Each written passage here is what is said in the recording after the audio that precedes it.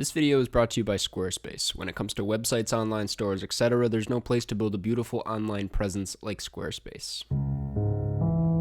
I'm pretty sure most of you have at the very least heard of the 2009 stop-motion animated classic Coraline. Every time I watch Coraline, I get something new out of it, and I seem to gain a new sense of appreciation for just how much this film was doing. Obviously there's the creepiness and the beautiful animation, but there were storytelling elements that went above and beyond what most films cared to incorporate. I say films and not just animated films because that's just the truth. Many have theorized the details within Coraline and what their darker meaning was, and it's frustrating to hop into a Coraline video over 10 years after its release and try to say something new. But there is an aspect of the film that I feel hasn't been fully touched on, and that's the use of bugs. Coraline is littered with bugs. A lot of people will immediately think back to the iconic final web scene, but then there's also the bug room, aka the room where the door is. Within that room you got bugs for furniture, bug wallpaper, Other Mother eats a bug at one point, but that's not the end of it. In this alternative universe, the dad rides a giant mechanical praying mantis. Coraline's bed has dragonfly decorations on top of it that later come alive.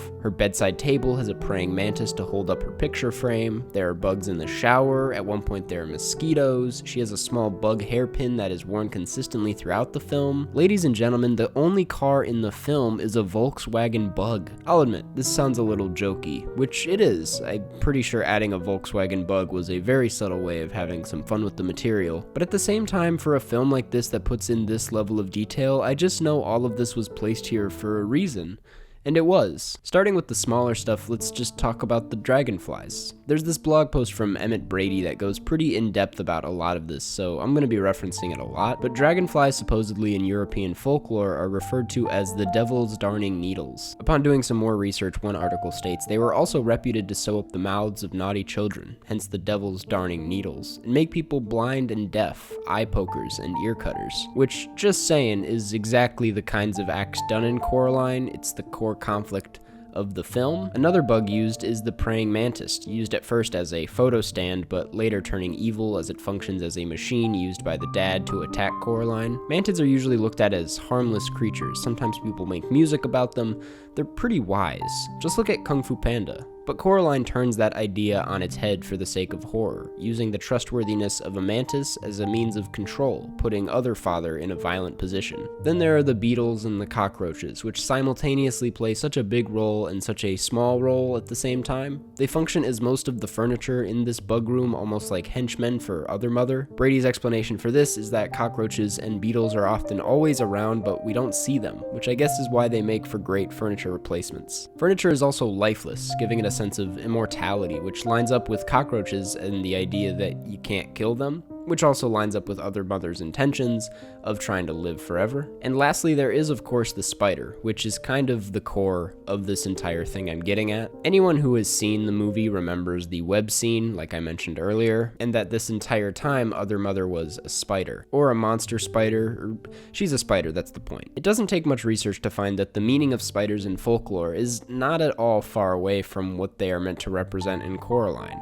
On worldbirds.org, it said that spiders in dreams represent fear. Freud believed that dreaming of spiders represents the mother that devours her children, which she does through possessiveness or guilt. When you dream of spiders, you are dreaming of webs, ancient knowledge, language, intricacy, and creativity, the circle of life, transmutation, feminine power, and creation. Keep in mind, Coraline typically encounters Other Mother in this universe when she's dreaming. Is that not exactly what the Other Mother does to Coraline in the film? I also think the other bugs within the story are all working towards the spider, but I feel like this is pretty obvious considering their numerous attempts at harming Coraline and the button eyes that they have. The spider thing is weaved through the entire story, as the opening credits start with her essentially injecting this quote-unquote evil stuffing into the Coraline doll, the way a spider injects poison into its prey, the way Other Mother is only ever seen eating a bug and her plates are consistently empty, the way she lacks the vision the way a spider does, how she uses surroundings as a means of luring rather than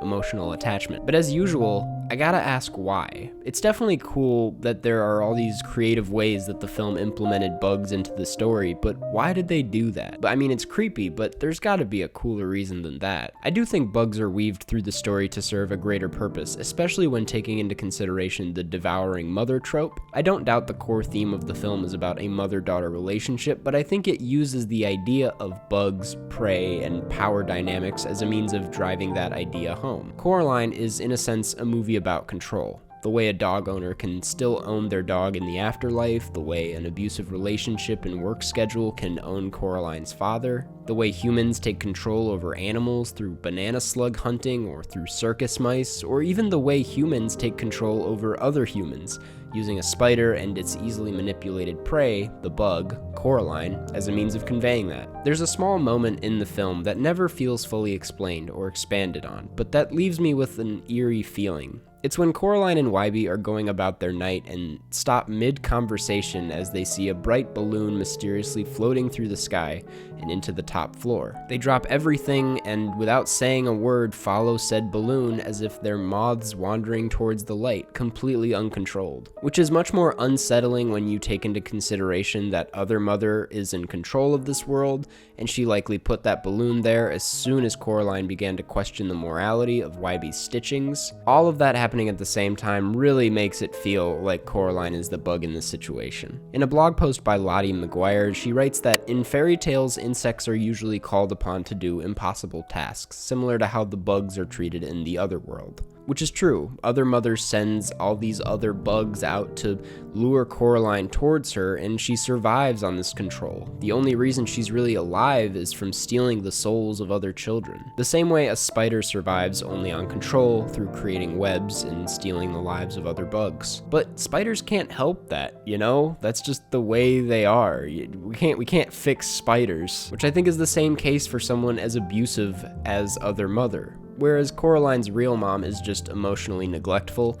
Other Mother loves Coraline, not for Coraline, but for herself in an insecure, validating way. Which is crazy when we recall the beginning where Other Mother refills Coraline with bad stuffing, and that introduces another horror within the film, that Coraline is inherently her mother. But that's not to say the film doesn't end victorious in some way, as Coraline throws the hand down the hole and kills the Other Mother as well as the doll. I think it's also worth quickly mentioning that Coraline's real mother is specializing in gardening, which further proves the point that if she's studying or examining bugs and the way they interact or even disrupt her environment, the garden, that's almost the exact same way Other Mother looks at Coraline, as a disruption or something to be used rather than loved. But to wrap things up, I can admit that there isn't some secret subplot with bugs that I wish existed within the film, where maybe the cockroaches have a backstory we don't know about, but I do think bugs are a crucial part of what this film wants to say, that power dynamics within nature, no matter how minuscule, also exist in a form just as violent within households. And that's all I have to say about it. Thanks for watching. Make sure to check out Coraline and form your own opinion. And before you head out, I want to give a quick thank you to this week's sponsor, Squarespace. Now, Squarespace, if you didn't already know, is a place where you can go online to build your brand, whether that be through an online store, a blog, a portfolio, you name it. They have a wide array of award-winning designer templates to make whatever you do make look amazing, and they have 24-hour customer service to walk you through any issues you run into. But the best part about it all is that if you go to squarespace.com/Karsten, you can get 10% off of your first purchase. There's really no reason not to give it a shot.